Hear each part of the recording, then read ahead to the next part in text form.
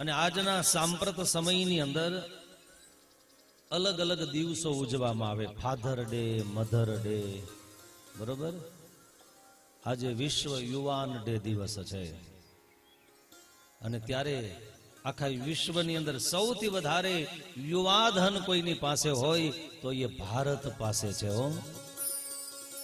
અને આ યુવા ડે માટે મારે આજ વ્યાસપીઠ ઉપરથી એટલું કહેવું છે, એના માટે માત્ર ને માત્ર એ પાર્ટીઓ કરવામાં આવે એ યુવા ડે ની સફળતા નથી.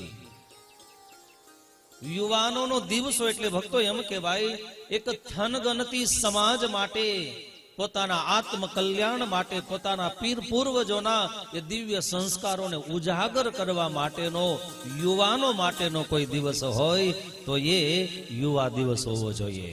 એ વર્ષમાં એકવાર નહીં, જ્યાં સુધી યુવાન હોય ત્યાં સુધી યુવાનીનો દિવસ ઉજવાવો જોઈએ. આજના યુવાન દીકરા દીકરીઓને વિનંતી છે કે યુવા દિવસ એક દિવસ પૂરતી નહીં, પરંતુ જ્યાં સુધી તમને ઈશ્વરે યુવાની આપી, કાર્ય કરવાની ક્ષમતા આપી છે, એ કાર્યની વ્યવસ્થા ભક્તો સમાજના ઉત્થાન માટે વાપરો, કોઈને દેખાડી દેવા માટે નહીં.